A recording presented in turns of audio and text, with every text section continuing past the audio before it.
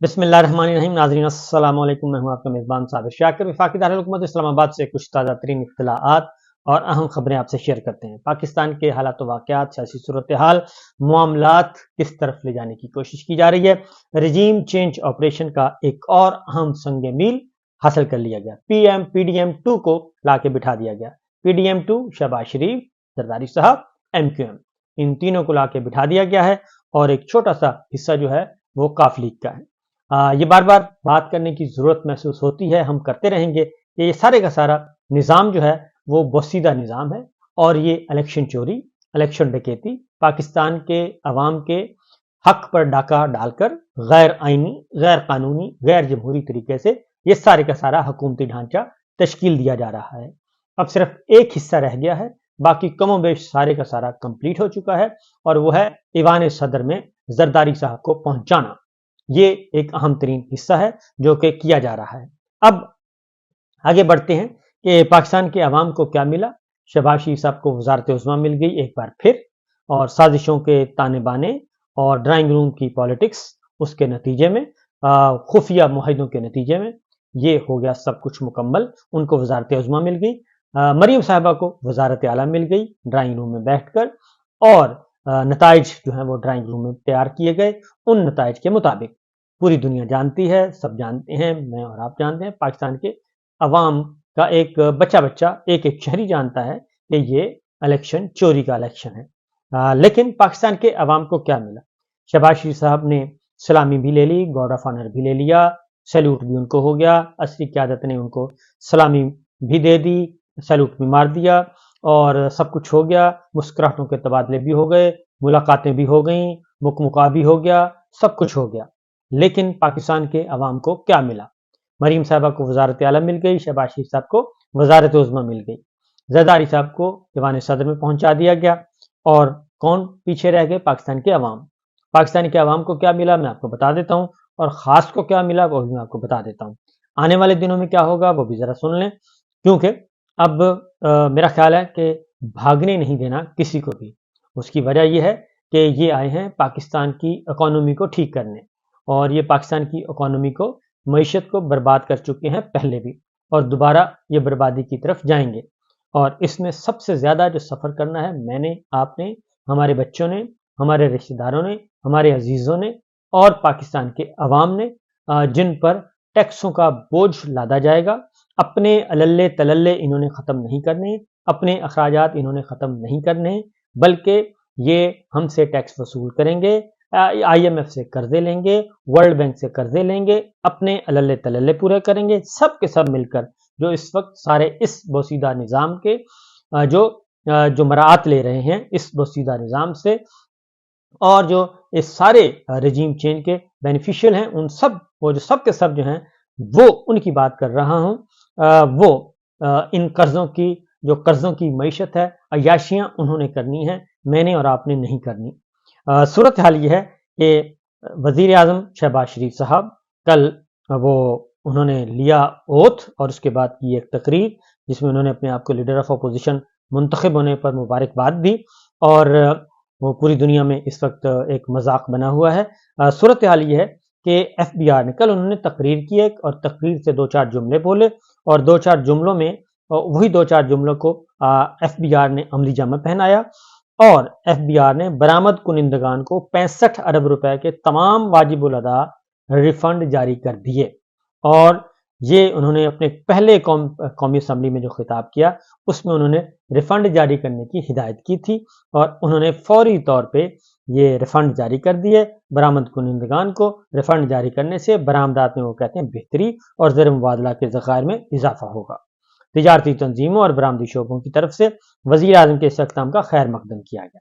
अब 65 अरब रुपया बयक जुम्बश कलम, ये तो रिफंड जारी हो गए। पाकिस्तान के अवाम के लिए क्या हुआ? पाकिस्तान के अवाम को पंजाब में आटा मिलेगा, और वो भी गरीबों, मुस्किनों और खैरात और सदकात की सूरत में, और उसमें नवाज शरीफ साहब की तस्वीर लगाने का हुक्म दिया गया है। नवाज शरीफ साहब की तस्वीर आटे की थैले पे तो लगा दी गई है, लेकिन उनको लाया गया था वजीर आज़म बनाने के लिए, उनको बुलाया गया था और उनसे विक्ट्री स्पीच करवाई गई थी, اور ان کو سب کچھ کیا گیا تھا، لیکن عین موقع پہ آ کے شہباز شریف صاحب کو سارے محسنوں نے، تمام محسنوں نے جن پر انہوں نے احسانات کیے تھے، ان سب نے ان کو دیا دھوکہ اور ان سے کیا فریب اور ان کو کیا کارنر اور سب کچھ لے لے خود ہی کھانے پینے میں ہو گئے۔ اب ان کے تصویر جو ہے وہ تھیلے پہ لگے گی، آٹے کے تھیلے پہ۔ تو یہ تو ہو گیا جی میاں صاحب کا معاملہ، اور آگے بڑھتے ہیں کہ ابھی اس معاملہ یہی نہیں ختم ہوگا، یہ تو 65 ارب روپیہ اور پاکستان کے عوام کو کیا ملا وہ بھی میں آپ کو بتا دیتا ہوں۔ مزید آپ سنیے گا کہ پاکستان کے عوام کو کیا ملا۔ IMF کے ماہرین نے اپنی رپورٹ حکومت پاکستان کو بھیج دی ہے۔ نئی منتخب حکومت سیل ٹیکس کی چھوٹ ختم کرے۔ IMF نے یہ کہا ہے چینی سمیت کھانے پینے کی تمام اشیاء رعایتی ٹیکس ختم کیے جائیں، کھانے پینے اور ادویات پر سیل ٹیکس 18% کیا جائے اور پیٹرولیم مصنوعات پر سیل ٹیکس 0 سے بڑھا کر 18% کیا جائے۔ نئی منتخب حکومت 1300 ارب روپے ٹیکس لگائے، اور IMF کے ماہرین نے دسمبر 2023 میں پاکستان کا دورہ کیا تھا، اور IMF ماہرین نے فروری 2024 میں اپنی رپورٹ پاکستان بھیجی ہے، اور IMF ماہرین نے بجٹ سے پہلے اور بجٹ کے موقع پر ٹیکس تجاویز بھی دے دی ہیں۔ مزید انہوں نے کیا کہا ہے یہ بھی آپ کو بتا دیتا ہوں، کیونکہ do more and do more and do more کا مطالبہ مسلسل آ رہا ہے، اور یہ سادہ زبان میں اگر میں آپ کو بتاؤں تو خوراک، دواؤں یعنی کہ کھانے پینے کی اشیاء، ہماری دواؤں، پیٹرولیم مصنوعات اور اسٹیشنری سمیت متعدد اشیاء پر 18% جنرل سیز ٹیکس نافذ کرنے کا حکم ہوا ہے، اور جو کہ اس سے بچا نہیں جا سکتا، اور اس میں غیر پروسیس شدہ خوراک بھی شامل ہے، اسٹیشنری اشیاء بھی شامل ہیں، ادویات بھی شامل ہیں اور دیگر مصنوعات بھی شامل ہیں، اور ان پر جب 18% سیل ٹیکس لگے گا تو 1300 ارب روپیہ میری اور آپ کی جیبوں سے وصول کیا جائے گا، اور یہ وصول کر کے خرچ کہاں پہ ہوگا؟ یہ مجھ پہ اور آپ پہ خرچ نہیں ہوگا، بلکہ انہوں نے جو قرض لیا ہے اس پہ خرچ ہوگا، اور قرض جو IMF سے لیا ان کے سود پہ خرچ ہوگا، اور جو قرض لیا ہے وہ میرے اور آپ پہ خرچ نہیں ہوا، اس میں سے کوئی پیسہ میری اور آپ کی فلاح کے لیے نہیں لگا، اور کیونکہ یہ سارے کا سارا جو ہے اپنے عللوں تللوں پہ لگا۔ آپ کو معلوم ہے کہ پچھلی کابینہ جو ہے وہ 86 ممبرز تقریباً 100 ارکان پر مشتمل تھی، ٹوٹل کابینہ 86 وزیر تھے، اور باقی اسٹینڈنگ کمیٹی کے چیئرمین اور دیگر، یہ کو 100-125 کی کابینہ تھی، کسی قسم کا اپنے کٹ نہیں لگایا تھا۔ یہ ساری باتیں میں یہ اس لیے بتا رہا ہوں کہ یہ بہت میٹھی میٹھی تقریریں کریں گے، چکنی چپڑی باتیں کریں گے، اور جب یہ سارا مہنگائی کا طوفان میرے اور آپ پہ لادا جائے گا، کیونکہ گیس اس وقت جو ہے وہ گیس آ نہیں رہی پاکستان، ہمارے گھروں میں گیس نہیں آ رہی، لیکن گیس کے بل جو ہیں وہ آ رہے ہیں، اور وہ ہیں لاکھوں میں، ہزاروں میں، اور جن کا سینکڑوں میں آتا تھا یعنی کہ چند 100 آتا تھا، ان کا اب ہزاروں میں آتا ہے، جن کی ہزاروں میں آتے تھے ان کا لاکھوں میں آ رہا ہے۔ 1.5 لاکھ روپے کے بل بھی میں نے دیکھے ہیں گیس کے، 50,000 60,000 40,000 70,000 80,000، یہ تو نارمل بل بھیجے گئے ہیں، اور وہ اس لیے بھیجے گئے ہیں کہ انہوں نے پیسہ اکٹھا کرنا ہے، اور پیسہ اکٹھا کر کے انہوں نے قرض واپس لوٹانا ہے۔ لیکن اگر یہ چاہیں تو اپنا بجٹ کم کر سکتے، تمام جو ادارے ہیں اگر یہ اپنا بجٹ کم کر دیں، 10% زیادہ نہیں، 10-15% بھی کم کر دیں، وہ بھی بلینز میں بنے گا، بلینز میں، اربوں روپے میں بنے گا، تو وہ دیے جا سکتے ہیں پاکستان کے عوام پہ بوجھ ڈالے بغیر، کیونکہ IMF کو اپنے قرض کی واپسی چاہیے، قرضوں کی واپسی چاہیے، اور وہ کہاں سے آپ نے لینے ہیں یہ آپ کی مرضی ہے۔ تو اس سے ایک جو مہنگائی کا طوفان آنا ہے اس کے لیے آپ میرے پاکستانی بھائیوں تیار ہو جاؤ، اور اب ان کو لانے والے بھی اور ان کو بٹھانے والے بھی اور اقتدار کے مزے لوٹنے والے بھی، یہ صرف اقتدار کے مزے لوٹیں گے، پروٹوکول لیں گے، سب کچھ کریں گے، اور مجھے اور آپ کو بھگتنا پڑے گا یہ سب کچھ، کیونکہ مجھے اور آپ کو کچھ نہیں ملے گا سوائے اس کے کہ ہماری جو ہیں نہ جان محفوظ، نہ مال محفوظ، نہ آبرو محفوظ، یہ سب کچھ ہوتا رہے گا۔ اور ان کو لانے کے لیے کتنا ظلم کیا گیا، اس سارے ٹولے کو لانے کے لیے کتنا ظلم کیا گیا، ابھی ایک ایک کر کے ظلم کی داستانیں باہر آ رہی ہیں۔ شہریار آفریدی نے کچھ بیان کیا ہے، کچھ بیان کیا ہے. ابھی میں شیخ وقاص اکرم کو سن رہا تھا کہ انہوں نے بتایا کہ 1 سال ان کا بیٹا سکول نہیں جا سکا کیونکہ ساتھ والے MNA کو اٹھا لیا گیا، ان کے بیٹے کو اٹھا لیا گیا تھا اور بیٹے کو اٹھا کے پریس کانفرنس کروائی گئی تھی. تو شیخ وقاص اکرم صاحب نے بتایا کہ میرے بیٹے کو بھی میں نے پھر اپنا بیٹا وہاں سے غائب کر لیا. یہ پاکستان کے حالات ہیں، یہ پاکستان کے حالات، اور ابھی بھی بہت سارے لوگ بیچارے روپوش ہیں. یہ پاکستان کے حالات ہیں اور پاکستان کی فورسز کیا کر رہی ہیں. سیاسی وفاداریاں تبدیل کرنے کے لیے کیا کچھ کیا.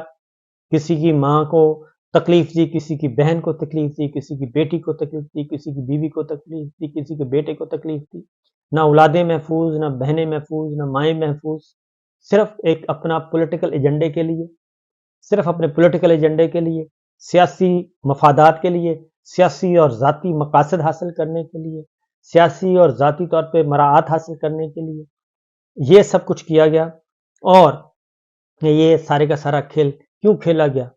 صرف اپنے ذاتی مفادات کے لیے. رجیم چینج سے لے کے آج تک جو کھیل کھیلا جا رہا ہے اس میں صرف ذاتی مفادات ہیں، قومی مفادات کہیں نہیں ہیں. پاکستان کہیں نہیں ہے، پاکستان کے عوام کہیں نہیں ہے. صرف اور صرف اپنی ذات اور صرف اپنی ذات کو دیکھا جا رہا ہے. اپنے عہدے اور اپنے عہدے کو دیکھا جا رہا ہے، اپنے اقتدار کو دیکھا جا رہا ہے، اپنی مراعات کو دیکھا جا رہا ہے، اپنے پروٹوکول کو دیکھا جا رہا ہے، اپنی شان و شوکت کو دیکھا جا رہا ہے. یہ تمام بڑے مل کر یہ ایک بوسیدہ نظام لے کر آ رہے ہیں اور سب کچھ بالکل ٹھیک چل رہا تھا. عمران خان صاحب جب ان کو ہٹایا گیا، جب رجیم چینج آپریشن کیا گیا، اس وقت پاکستان میں پیٹرولیم کی مصنوعات فکس کر دی گئی تھیں اور سب کچھ کر دیا گیا تھا. ایک اگلا پروگرام ترتیب دے لیا گیا تھا اور سستا فیول آنا تھا. ہم نے بہت ساری آزادیاں حاصل کرنی تھیں اور 6.2% گروتھ ریٹ تھا. شرح نمو جو تھا، ترقی کی رفتار، معاشی ترقی کی رفتار، سب کچھ چل رہا تھا. ہر گھرانے کو 10 لاکھ روپے کا ہیلتھ انشورنس مل رہی تھی اور بلا روک ٹوک مل رہی تھی، بلا امتیاز مل رہی تھی. کسانوں کو سستی کھادیں مل رہی تھیں، بیج مل رہا تھا، ان کو اپنی فصل کی قیمت مل رہی تھی. کاروباری دنیا ترقی کر رہی تھی. یہ سب کچھ کر رہا تھا، لیکن ان سب کو ختم کر کے یہ نابغے اور یہ PDM2، پہلے PDM1 اور اب PDM2 لے کے آئے ہیں اور ساتھ ہی ایک ڈو مور کی پالیسی بھی آ گئی ہے. تو دیکھیے آگے ہوتا ہے کیا. اجازت دیجیے، اللہ حافظ.